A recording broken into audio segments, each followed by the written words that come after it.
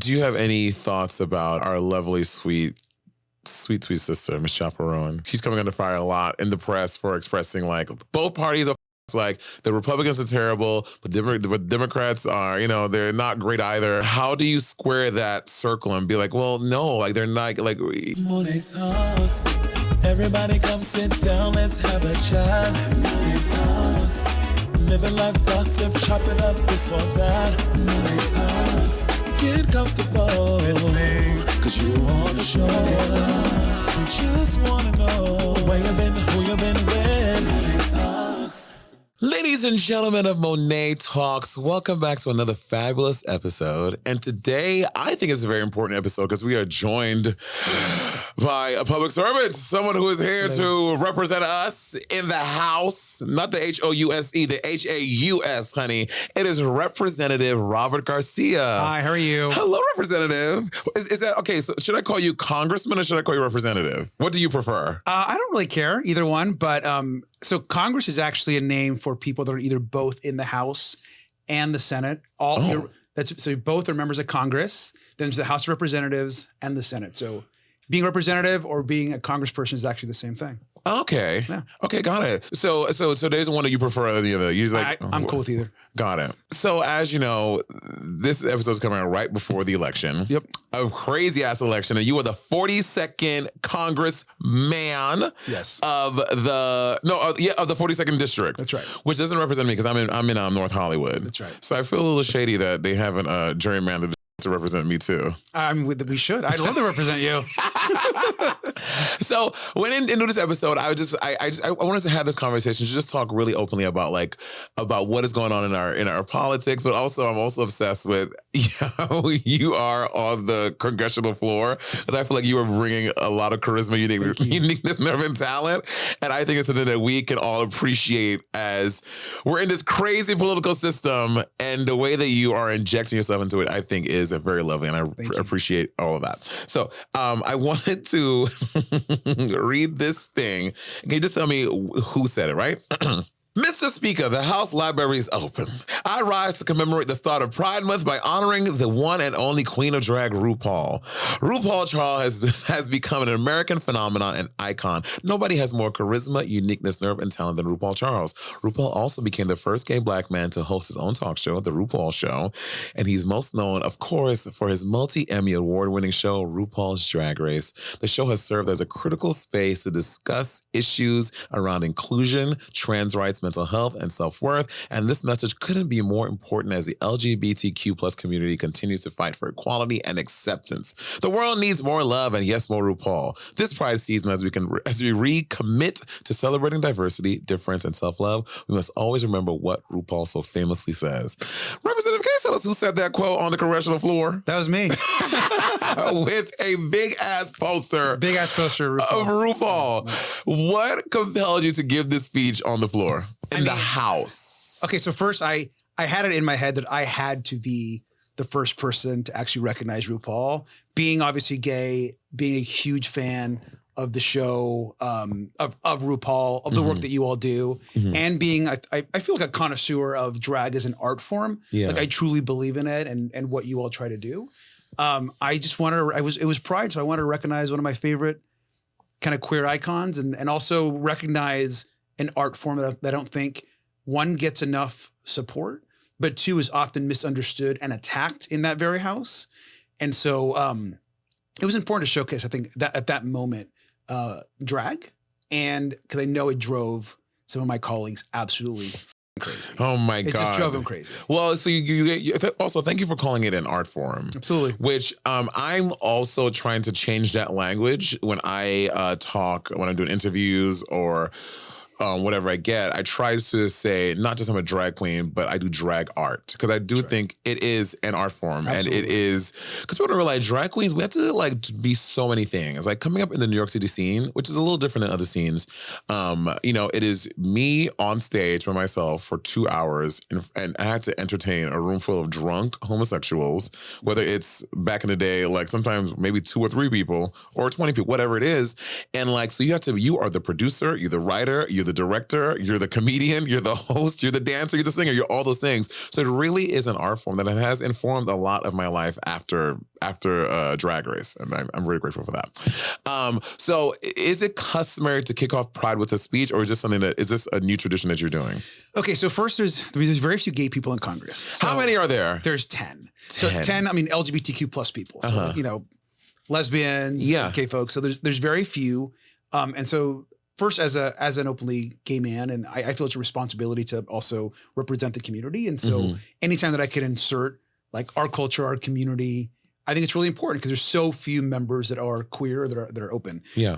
Now there are some that are not open, but that's another story. But what I would say is that it's really important to showcase, especially during Pride, just kind of queer icons, and I think that's why it was important to do that speech. But more importantly, drag is being attacked so much by people on the extreme right that we have to remind folks that that drag is an art and that drag people exist and that we should allow people just to have their freedom to kind of be who they want.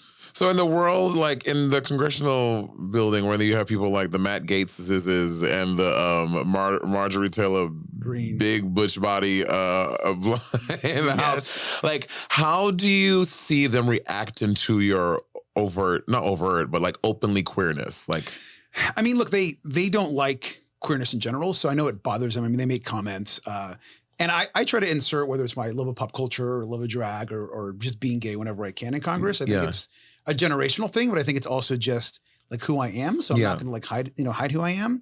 But these are people that need to be called out because they're constantly attacking our community. Yeah. The things they say about trans people, the things that they say about drag. I mean, somehow drag queens are just trying to influence, kids or families. It's just disgusting. And so I know that it is bothersome to them and their little followers because obviously they like to comment and make comments. But I think we have to be unapologetic in standing up for what's right. Yeah. And anytime you can get under the skin of someone like Marjorie Taylor Greene or Lauren Boebert or Matt Gaetz, I mean, you got to do it. So did you always want to be in politics, and did you always want to be gay?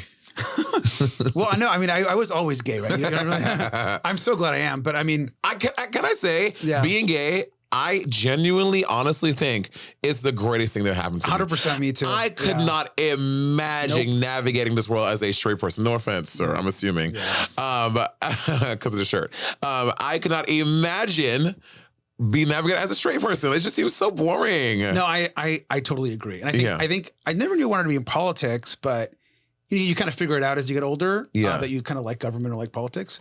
But once you're gay, I would never want to be anything. Right? 100%. Yeah. It's, and you get so much insight of the kind of person that you become by also, I think you have a genuine affinity to helping people. Yeah. I think queer people understand, are empathetic, are kind. Because we're so used, much of our existence is being maligned and being disrespected. You're like, you see that in someone, you don't want to see that, so you want to help when you see on the other side. So what did you do before politics? So I was a teacher actually. So I taught college for like 10 years. College? What did you teach political science? No, I taught communications. Communications. Okay. Yeah. Okay. What the is communication? Like, I feel like that is like the most, like, what is communication? Communications is like teaching, like speech, debate, mass media, public relations. Okay. So I taught here at both USC and then at Cal State Long Beach for about 10 years. And then I was mayor of Long Beach for my city for a couple terms. And then I ran for Congress. I've only been in Congress for like a year and a half.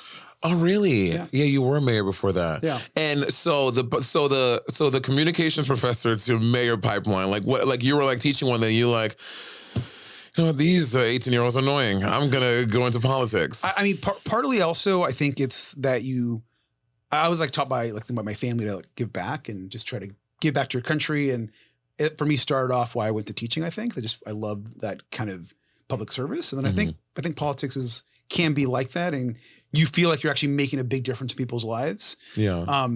And Congress is great. I mean, I've only been for a year and a half. I'm president of the freshman class of Democrats. There's 37 of us, amazing people. You quoted Jasmine Crockett, who I love. She's in my class. I was about to get that. First, listen, she loves you too, by the way. No, she does not. I promise you. So I love Jasmine Crockett. Oh my God. So I will call her. I mean, she is first of all, a huge fan of drag as an art form. I love that. She's amazing. She's in her class. She's one of our leaders in her class and a superstar. So, and is this the same class as Hakeem Jeffries? No, so Hakeem Jeffries is the leader. So he is the leader of our caucus of all the Democrats. The caucus, but he's newer, right? Isn't he like? No, he's been around for like 10 years or so. Yeah. Oh, yeah. Okay. Yeah, but he's great. He's gonna if Democrats win the majority, he'll become the speaker Of the House now, because right now it is Mike Johnson. Yes, he's a super white nationalist, extremist, MAGA. Yeah, doesn't believe in anything that supports our community.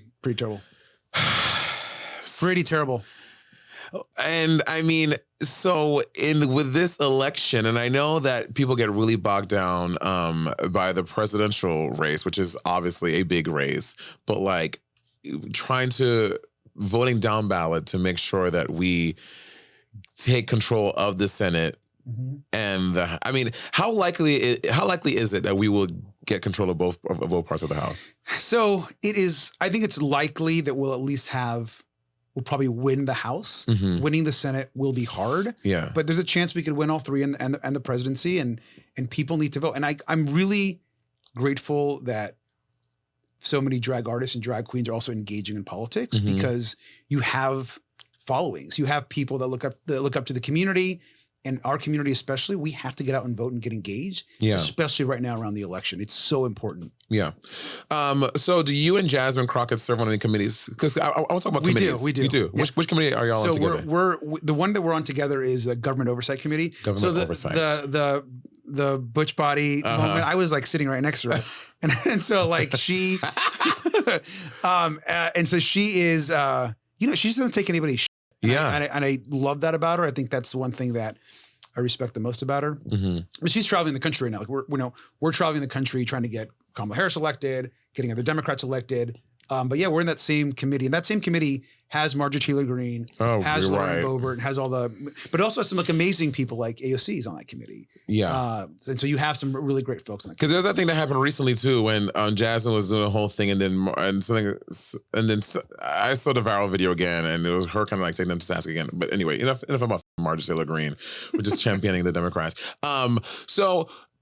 As someone who is, again, ignorant to a lot of how all this works, so do you only see the other 435 representatives when y'all are doing a vote, or do y'all all see each other like routinely throughout Congress? So the way it works is anytime there's a vote, all of us are on the floor. Together. All of us are on the floor together, Republicans and Democrats. Now we're on different sides. So Republicans are on one side, we're on another side. You can vote whenever you want. Okay, I think that's a problem with they should make y'all commingle. I think that this will maybe diffuse some of the tension. Do you want to stand next to Marjorie Taylor Greene? I mean, I don't want to. No, I don't either.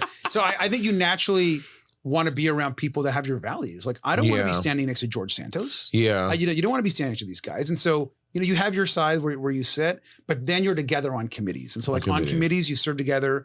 But as far as like socially, the Republican Party's become so extreme in Congress that there's no desire. Why you want to hang out with someone that doesn't believe you should have equal rights, like basic rights? Yeah. That's going to just spend all their time bashing trans people. Like that's not someone you want to go have a dinner, drinks after voting. You don't want to do that. So you gravitate to your people. And who decides who gets to go on what committee? Like, is this the leader of Hakeem Jeffries? Hakeem Jeffries. So the leader of your party. So in the Congress, because he's a minority leader. Correct. So he's right, because we're not in the majority, right? So he's our leader. If we win the majority, he'll be the speaker. The speaker. So, but he decides essentially, and a committee of other people of his team, what committees we go on. Got it. And so he's like the boss. He's the boss of it all. He's the boss, yeah. Okay, so and you're on the governor, and who dictates how many committees you are on? Like, can someone have like 12 committees? So he does. However, most members of Congress are on either one or two committees. Okay. So it's pretty typical that you're either on two or you're on one.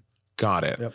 All right, so you're on the government oversight one, and then Homeland Security. Homeland Security. Ooh. Yeah. So it's like issues around like the border, security, Homeland Security, ports, a bunch of other stuff. Yeah. So are you the one making us? We have to have those True Star things on our true IDs at the airport. I mean, we do need to have some secure IDs at the airport. But there's a lot of changes that got to be done that honestly are annoying at airports. Well, I have some notes on TSA. Yeah. Okay, I don't know what they be going on. They are mad at LAX. I don't know what I did to these people.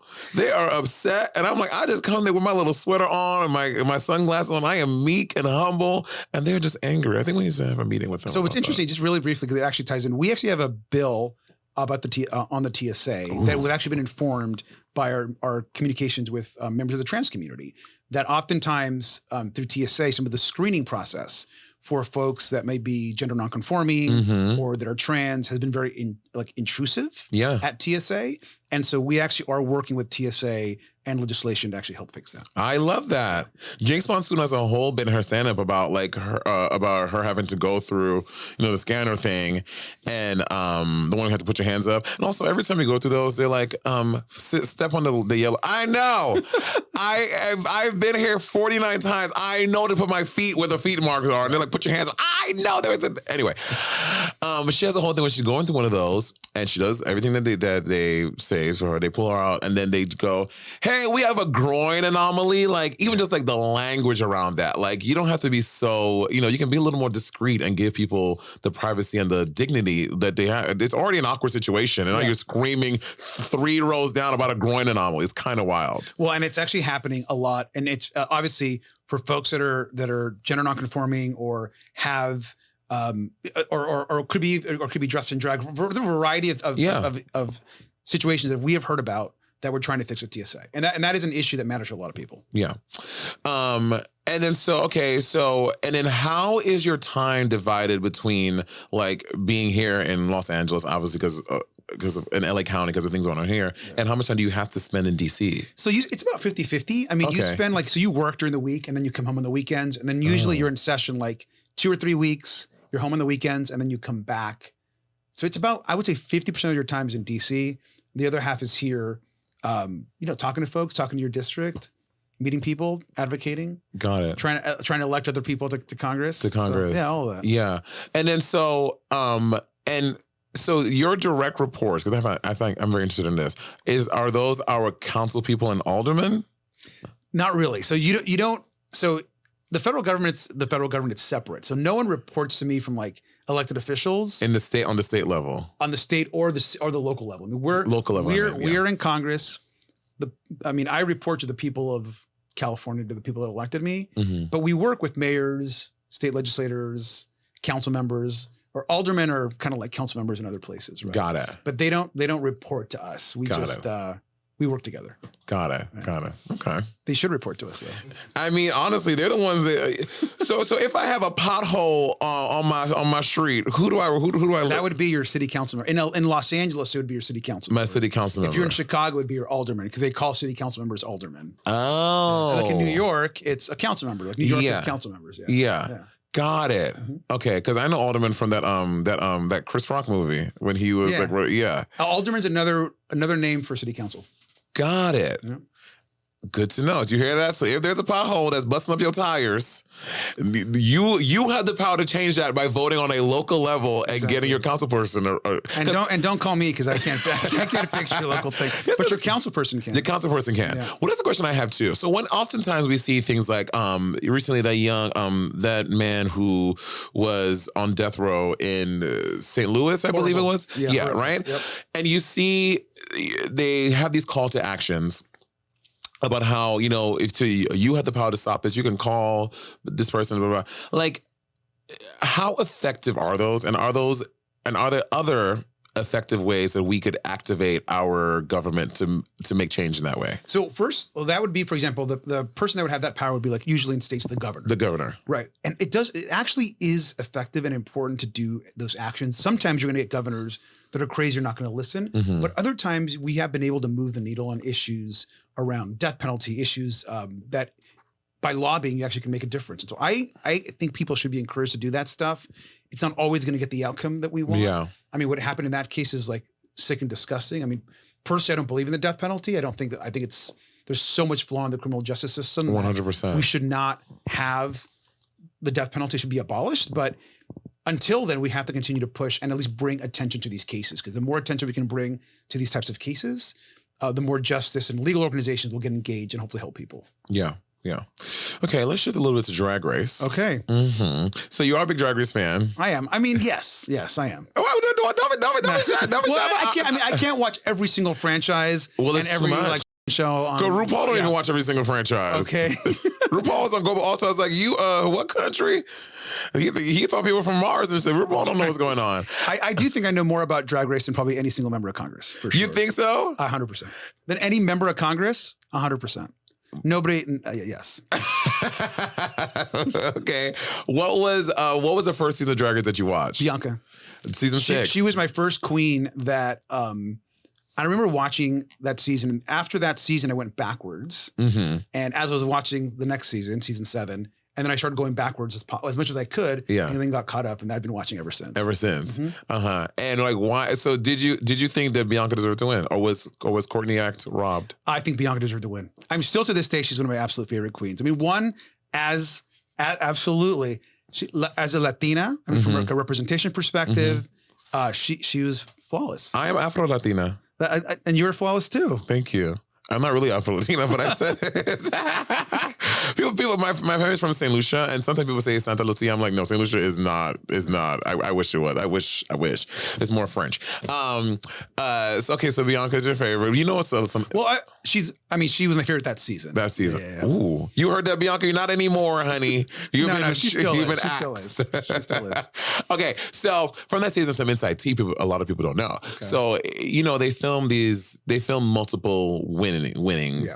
Ever since I think season 3, because it leaked 2-1 or whatever. Yeah. So they filmed multiple people winning. Like when it was Sharon Needles season, they filmed Sharon winning, they filmed Chad winning, Fifi, blah, blah, blah. With Bianca's season, they filmed Bianca winning, then they filmed Adore winning, and they filmed Courtney winning. And then they filmed a tie between Adore and Bianca, but no tie with Courtney. So Courtney left that finale like, well, I know I ain't win nothing, girl. They even feel a tie with me. But yeah, so that's a little insight tea on that. Okay. Both are great. Both are great. They're great. Yeah. Courtney, I love Courtney Act. Who is, and you have to give us an answer. Who is your favorite queen of all time? You can be very honest. I mean, this is my favorite queen of all time. I love Plastique. Plastique. And I actually got to meet Plastique for the first time at the vice president's residence for some Pride celebrations. But yes. Plastique is, I think, my fave. She's so good. Yeah. And I gotta tell you, when Plastique going into All Stars, because Plastique and I are really good friends. Okay. Her, Naomi, Kim, and I, we hang out a lot. Robbed. Yes. Well, How? No, I mean, first of all, it's not even a possibility that she. First of all, she should. I mean, my 2 cents, she should have won. But yeah, no shade on anybody else. Yeah, she should have won. But the fact that she didn't make it farther into the end is insane. Insane. Criminal. I mean, no one's ever presented what she presented on the runway. An immaculate package the entire time. Also, there were just challenges that she should have won, like the first talent show one. Absolutely. How did Plastic not win that? Absolutely. The girl group makeover thing, when they all had those matching things, like how did she not win that? 100%. She was so good. So good. Plastic is your all-time favorite queen. It's hard to say my all-time favorite. I would say she's one of my all-time favorites. I mean, Bianca. Plastic. Okay. This is who's your Mount Rushmore of drag queens? Oh, that's rough. My Mount Rushmore of drag queens. Yes. Okay. Your faves. Well, I'm obviously. So you're interviewing me, so I won't add you to the. I don't want a pity ad. No. Gosh, that's it. First, let me just say that. Some of the queens, it's more of like what I was going through during that season, or what I really, so some of the queens are maybe different reasons, and I just thought they were the best. Okay. But I would say Bianca, yeah. Plastique, okay. Aquaria. Yeah. That was, I think, when I was at like peak drag interest, and so that's season 10. Season 10 was a great season. Great fucking season. We ate that up. Amazing. I think it was the first season they won the Emmy for something. I think for best host or best cat, whatever it was. It was incredible. It's a really good season. It was incredible. And I think largely in part because of the sponge dress. The sponge. Well, and now you've done multiple sponge dresses. Yeah, well, I had a sponge dress. I did a sponge leotard for All Stars 4. Iconic. Okay, Bianca, Plastique, Aquaria. Gosh, this is so hard. I hate to do that. I hate to. I love Naomi too. Naomi, yeah. Can I tell you, literally one of the nicest. That's what gives the kindness. The kindness. Yeah. One of the nicest people. Also, she doesn't have to be nice. She's beautiful in drag. She's hot out of drag. She is like 12 feet tall. Like, she is literally the perfect person. And she, with all of that, just the sweetest, kindest person ever. Yep. Yeah. I mean, I thought you and Trinity's like double win was iconic too. Love that. And I am a fan, by the way. Huge fan. Thank you. Yes. Fantastic. Thank you. Yes. Which brings me to my next question. Monét or Trinity? Monét, obviously. Oh, I mean, come on. Thank you. Yeah, of course. And if you had to do a Snatch Game, who do you think you would play on a Snatch Game? Oh gosh. I mean, I would be terrible at Snatch Game, so I don't know who I would. You don't do any impersonations? I do zero. There's like no one from your childhood that you like used to watch on TV all the time. You like, if I had to, like, I could do this. I don't think I'd be very good at impersonations. Okay. Or very good at drag or anything else. So like, no. I wouldn't know. Okay. And I think Snatch Game, unfortunately, just not as good as it used to be either. It used to be so much more iconic, and I feel now it's like, it's fine. It's not what it was. When do we think it dipped down? I think, what was that season when he put all of them in the bottom? I think it was season. That was rough. Like 14 or maybe 13. He was like, you guys are all in the bottom except for Deja Sky. And he was like, except for you. Right. Yeah. I just also feel like, and I love the New York Queens also, but like the New York Queens, I think don't have as many references. Yeah. So it's like not knowing the references. Yeah. Historical references. Yeah. I think it makes it harder. Yeah. And sometimes they like impersonate people I don't even know who the f they are. I'm like, who are these random people? So that's I think it's a difference too. But Bender LaCreme pulls out Paul Lynde out of her ass. I don't know who Paul Lynde was, but it was just so well researched and so well done. Like, me not knowing who Paul Lynde did not matter because it was so well done. Yeah. You know what I mean? Whereas these girls are doing Miley Cyrus. You can't do Miley Miley Cyrus. Yeah, that was rough. That was like Sugar and Spice did Miley Cyrus? Yeah. Sugar did it. Oh no, somebody did. Spice did it. I think Spice did Miley Cyrus. And Sugar did like Trish Paytas. Okay. Would you ever go on Trish Paytas' podcast? No. The messiness that would ensue. Yeah, it's just that would probably be too much for me. Yeah, it would be too much. Oh, so you think I'm demure and mindful? Of course, very demure and mindful. Thank you. If you got asked to be a judge on Drag Race, would you go? Do it in a second. In fact, it's like one of my life. Like, honestly, maybe I ran for Congress to be a judge on Drag Race one day, but it would be a live stream just to even go. I have so much respect for the show as a platform for what it's done for like the community, and absolutely. So if you can put in a good word for me, I mean, they don't listen to anything I'm saying. I mean, I can text Ru after this, but he won't answer. It's actually the wrong number, so I know he won't answer. Yeah. But I will still try for you because I appreciate you so much. And I've talked to the RuPaul folks on other things. Yeah. One day maybe. Yeah, well, you know what's so funny? Like, in this upcoming election cycle, they had they did a thing where Kamala was there, and like everyone was there except RuPaul. I was like, this is so strange. Everyone except Ru was there. That was weird, but it was a good episode. Like, it was great. She looked amazing. She did. Everybody looked great. She did. Obviously Nancy Pelosi's been on. Yeah. Alexandria's been on. So yeah, it's been good. So let's talk about the DNC, right? Sure. So, and I have to ask, with everything going on, after the debate with Joe Biden and Donald Trump, were you like team he can't do this, like we need to get someone else in here, or team like Joe Biden all the way? So I was never team he can't do this. I was team I knew he would always make the right decision for the country. Got it. And so he and the vice president, I was going to support till the end, and I knew that he would make the right decision for himself and the country, and he did. Yeah. And I felt like he was going to make that decision.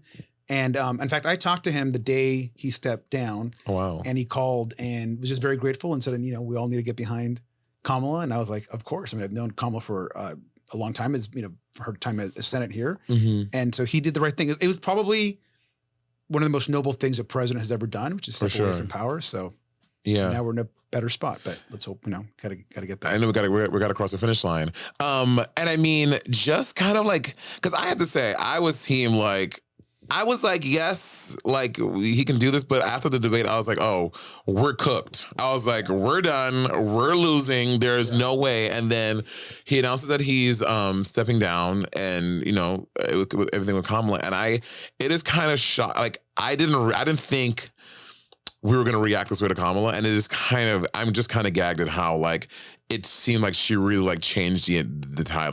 Like I feel like there's hope now. It feels hopeful. No, it feels very hopeful. Yeah. And I think that she represents like the future. I mean, she, from not just like a generational perspective, but we're past time to elect a woman as president. Right. I mean, insane. I mean, Mexico just elected a woman as president. Yeah. I mean, Germany has had all these other countries that are, allies of ours with no woman as president, let alone a black woman, a woman of color as president. Yeah. So I think she represents the future, and I think she's very different than Joe Biden. I mean, a lot of people are like, like to give her shit, like, oh, you should come out with different ideas. I'm like, she is the vice president to Joe Biden, and as president, she is her own person. She has her own ideas. There's huge challenges we have, across the world to solve. And I think she's gonna do a good job of solving those. Yeah. And I mean, we'll I want to talk a little bit about because you were at the DNC. Yeah, I spoke. And you spoke. Yeah. So this is a question I have. Like, who speaks and who doesn't speak? Like, how does they only pick the coolest people to speak? No, I'm just kidding. No. I mean, they select people to speak based off whatever message they want to put out. Okay. And so. I've known the vice president for a long time, so I feel like because there was a relationship there, I could talk a little about her, about what she's done. That's probably why I was picked. Got it. But other people, I mean, there are great speakers, obviously, at the DNC, so it was great. And also, I know this is not something you can change. I mean, whatever. But like, why haven't we recognized Puerto Rico as a state yet? Ridiculous. Like, why can't? And Washington D.C. Like, why aren't these? What? And there's more people in Washington D.C. than in Wyoming or whatever. Yeah, so or Montana. Montana has like less than 1 million people. Well, we haven't recognized Washington, D.C. because it's too progressive. I mean, if you think about it, you would essentially have a city that would elect 2 senators and another member of Congress that would be voting on the right things. Yeah. So they don't want to empower those people. And and you think about it, this is a traditionally, historically black city that has been disenfranchised for decades and decades. And so that's got to change. And Puerto Rico, same thing. Yeah. Latinos, black folks. I mean, there is a definitely a concerted effort, I think, to silence those voices. Yeah. I mean, it's also why they don't want to change the Electoral College either. Get rid of it. Ridiculous. How do we make that happen? Like, I feel like we talk about this every 4 years, and then we don't. Then the election happens. Then we don't talk about it until another 3.5 years when it's too late again. Because it would take. It would be so hard to change that. States would have to get engaged in voting for that, and it would be very hard. I mean, it would take a wave of opinion, not just on Democrats, but Republicans, that the Electoral College is outdated. And it is outdated. It's just very hard to change.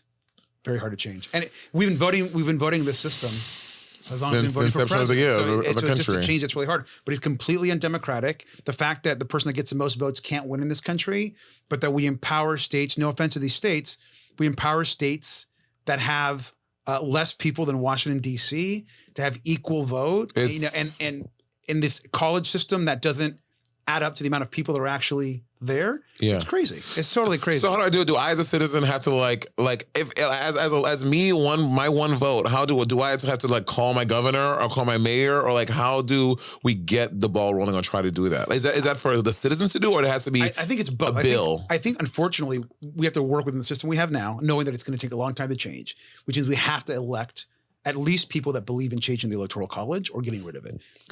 You're not going to find many extreme conservatives that want to get rid of the Electoral College because it benefits them. But I think most progressives and liberals, as we get older, will realize that this is an outdated system. Step one is making sure that we actually win the presidential elections through the system we have, and that means electing Kamala Harris. And we want our country will go. I don't want to think about what our country would be like if she didn't win. Yeah, and it's scary. It should scare us. We should get out and vote.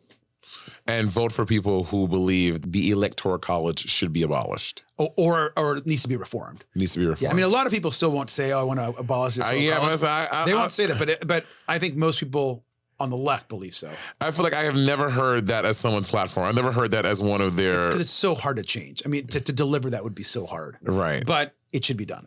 Got it. And I mean... this kind of rolls into that as well, is like this thing of a third party. Now, like, I know there are a lot of people who believe in a third party. I believe that we should have more options. Sure. I love having more, like, yes, more options. But, you know, kind of like it's another conversation that happens. It feels like at the finish line, like where we're like at the end, people are like, let's do a third party now. So people are like trying to activate like the Jill Steins and et cetera. No. How do you feel about that? I feel that's a terrible idea. I mean, I think first look, I think a couple of things are true. There's no question that you don't have to be in complete alignment with the person that you're voting for. Yeah. Not everyone's going to agree with everything that Kamala Harris believes in, but the alternative could be like the real end of our democracy, and electing someone that wants to destroy communities, does not respect Black and brown people, has for his whole life, has demeaned women, is essentially a criminal that has done horrible things to a lot of people. That's the alternative, and one that wants to be an authoritarian dictator on day one. So you have two choices. We don't have a system where there's a third choice, that third choice can actually win. And so my problem with the Jill Stein movement, I get, if you want to vote for Jill Stein, and you have a right to do that. I just strongly disagree with you. Because if that vote, that candidate, she's not on enough ballots in the country to actually win the presidency. So she can't even win. Even if everybody wanted to vote for her that voted, she couldn't get enough electoral college votes. Yeah. Because she's not on enough ballots in all the states to actually win. So a vote for Jill Stein she's never going to be the president. Period. She can't be the president. Yeah. And so why vote for her? And you're essentially throwing away your vote, in my opinion, at least. And you're not, and that's supporting Donald Trump. Well, what I've seen is that she's gone on the record saying that the Democrats have like put a lot of money into making sure that she does not get on ballots in states, so people could vote for her to give her not enough electoral college. Honestly, I don't buy that. I mean, look, I think that she's an unorganized candidate. I think I agree with what AOC and Alexandria has said in the past, and that she's not someone that is built a serious, I think, electoral movement. She's not on every ballot. That's at the end of the day, she's not. And so she's not a viable candidate for president. People that are voting for her, I'm not going to disrespect their choice, but I can respectfully disagree with it. Yeah. I mean, she was on The Breakfast Club, and it was kind of like a wild interview. It was like she had those like it is wild. Again, that's not what I'm going to do with my vote. I'm voting blue, but I am interested though in an America where we can make a third party option a viable option. I agree. I actually support something called ranked choice voting. What is that? It's ranked choice voting. Ranked choice voting. It's done. There's some cities across the country that actually do it. It's where you can actually vote for more than one person and your choices. So you have different options. It's viewed as a progressive way of actually voting. So for example, San Francisco does ranked choice voting. And where you actually vote for all the candidates, but you rank them. And then those kind of, you get certain points depending on who you rank. And oftentimes it allows people to vote for the person you may really want to first, but then know that you can rank the next person. So for all those folks that are voting for Jill Stein, maybe Kamala Harris would be their second choice. And that actually still helps the final vote. Ranked choice voting is actually growing in the country, and we'll see where that ends up. Support that. And I do support more parties. I think ideally we get to a point where there are more independent parties in this country, but we're just not there right now. How is that constitutional that we can like some states can do ranked choice and some can't? That seems like that's a little hairy. No, I mean a lot of the way voting works is done at the local level. Federal candidates would be a little bit different, but ranked choice voting has grown across states and cities. Wow. Do we have it here in LA? I don't think so. Okay. I think it'd be interesting to have it in LA, but we don't have it in LA. Got it. We have it in San Francisco and a couple of other cities in California, I think. Got it. I want to talk to you a little bit about the National Defense Authorization Act and like the little underhanded, sneaky anti-LGBT measures Republicans are putting in there. Can you talk a little bit about that? Sure. I mean, first, since I've been in Congress, I've only been there for a year and a half, so I've never voted for the federal defense authorization bill. I think that the Pentagon, unfortunately, just wastes an enormous amount of money. So separate of this one issue, I think that we have to get to a point where we spend less money on war and military and more money investing in people. And so I've never voted for a Defense Authorization Act. I don't plan to in my time in Congress. And there's a group of Democrats that every year vote against the Defense Department budget on principle and on the fact that the more progressive Democrats. More progressives, yeah. So those of us that are on the more progressive side typically vote against the. It's nothing against all the brave folks that are fighting for us and military that we need to have, but it is a recognition that it is time that we actually redirected some of those funds to schools, infrastructure, and healthcare. Separate of that, Republicans have made these funding bills more extreme, like taking away the rights of gay people, not allowing pride celebrations, making sure that we can't fly pride flags on bases. So all of that just makes it even harder to support, and I think it's really a shame what's happened. Yeah, banning funding for like drag shows at military bases. It's stupid. First of all, drag shows have been happening on military bases since like the 1940s and 50s. Yeah, like literally a lot of original drag with the USO. They'd come out dressed as women. There'd be performances. It's stupid. Like, what is the problem? I'm like, these people are out here fighting for months, years at a time. Like, what is the big deal in having a drag show at a military base? Like, and this is the part of this what like gets me, like when like they get so mired down by these like things like why are you voting against that? Like, of all the things going on in the country, that's the thing you want to prioritize? But I think what's really important on this one issue is that there has been drag on military bases for decades. So even before drag was popularized, people would come out in performances and cross-dress and have performances. There'd be shows. This was done all over, like, and we're talking about the 1950s. This was happening. So they also don't know their history because drag has been a part of like military entertainment for decades. And wasn't on Ronald Reagan in a movie with? Ronald Reagan. We're talking about folks that have been at these USO performances. Drag has been a part of our military and military celebrations for decades. And Ronald Reagan he's considered like the creme de la creme of Republican or the golden age of Republicans, and he probably did some drag we don't even know. He was an actor. I'm saying I've never seen Patrick Swayze and Ronald Reagan in the same movie, not together. You know, who knows? Maybe he was up in there and Tu Wong Fu and down. You know. I also love that, like, again.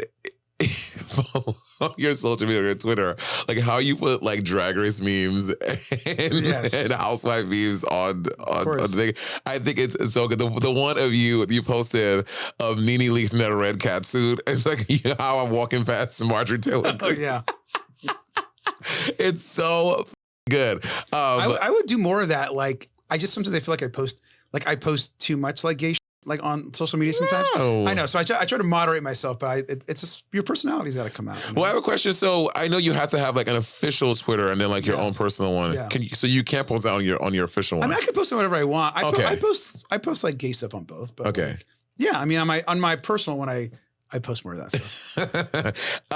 What is some current Republican or introduced legislation that we should know that will be affecting the LGBTQ community that we're not aware of?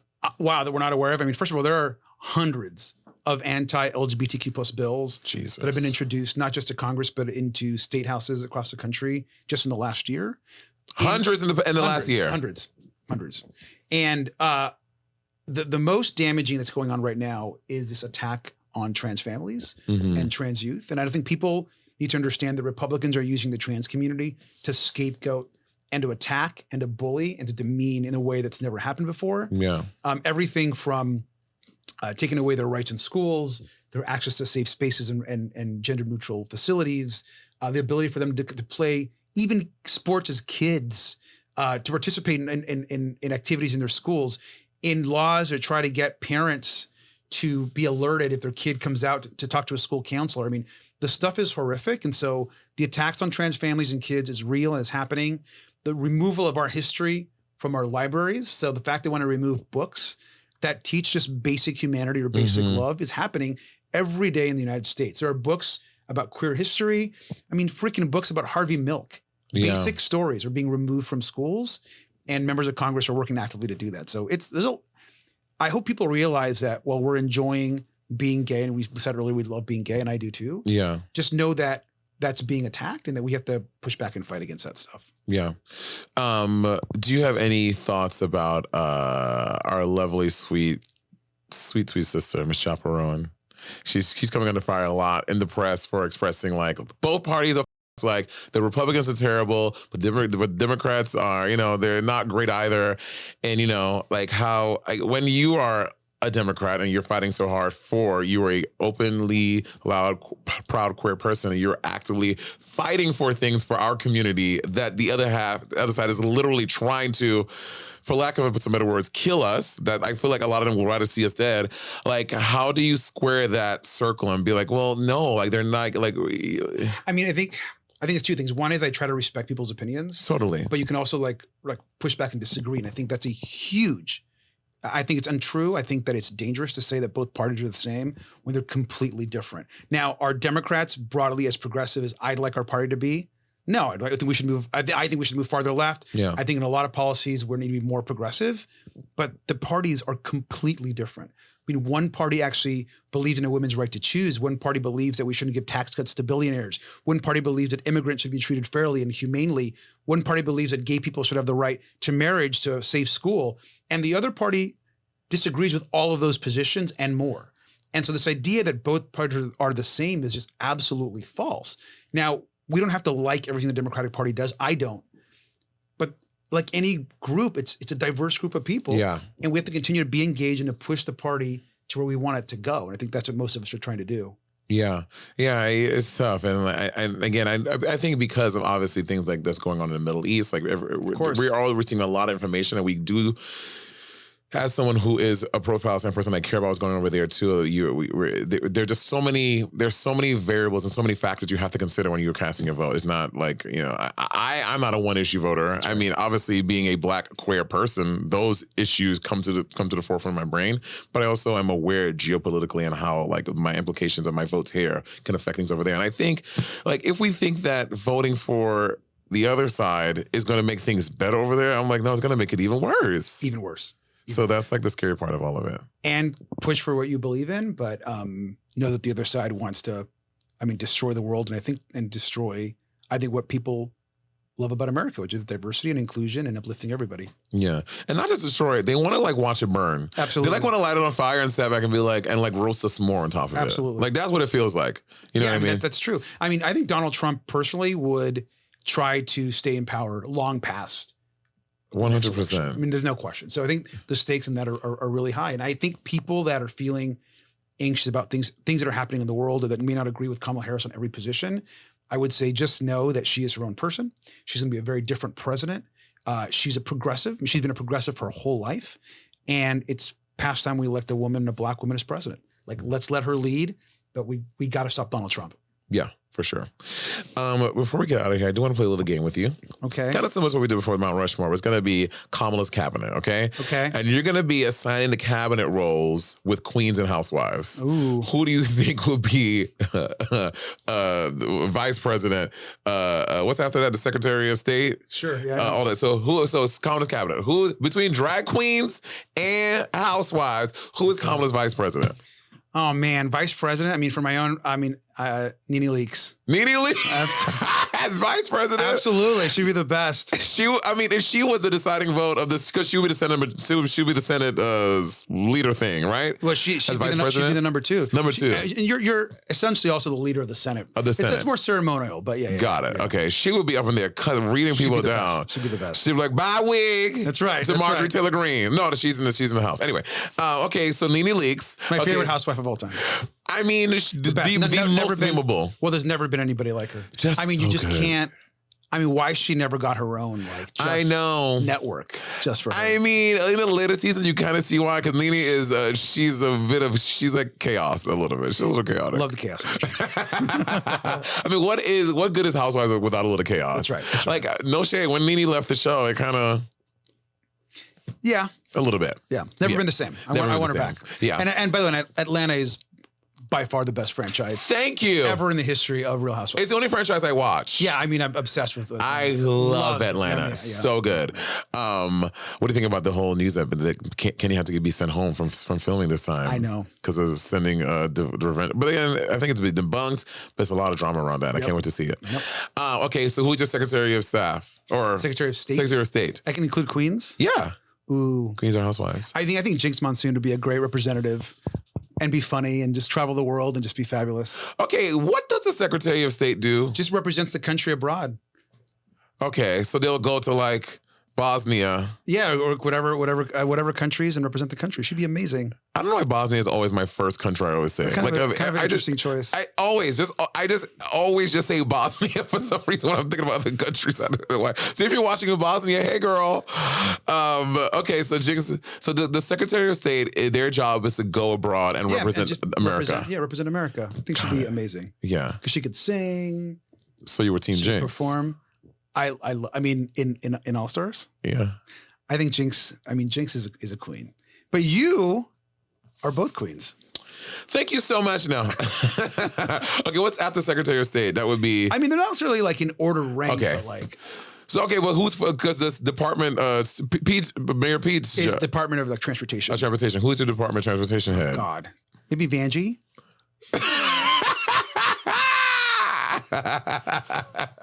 Imagine, now I'm thinking about Vanjie prepping Nene Leakes for the vice presidential debate. I mean, that's what I see in my head. Okay, Nene, somebody get up there.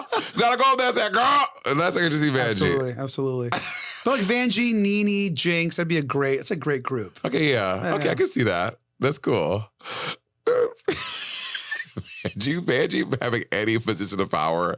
I think Vanjie and Nene in the cabinet together. Has a queen ever in the history of Drag Race used an exit to become a star? Never. No. She never, not that once. That takes talent. It really does. And you know, when that happened on set, like before the season even aired, we didn't know people would gravitate towards it. Yeah. We on set were just sitting there like, we would say like every day, Vanjie, we just break on a Vanjie all the time. Yep. She was so good. And also a little and more inside tea, Vanjie and Calorie they were the first two to get eliminated. And back in those days, we recorded the promo after the second episode. So when we recorded our season 10 promo, they had already been gone, but they had to be on the camera and be like, I'm going to win the crown.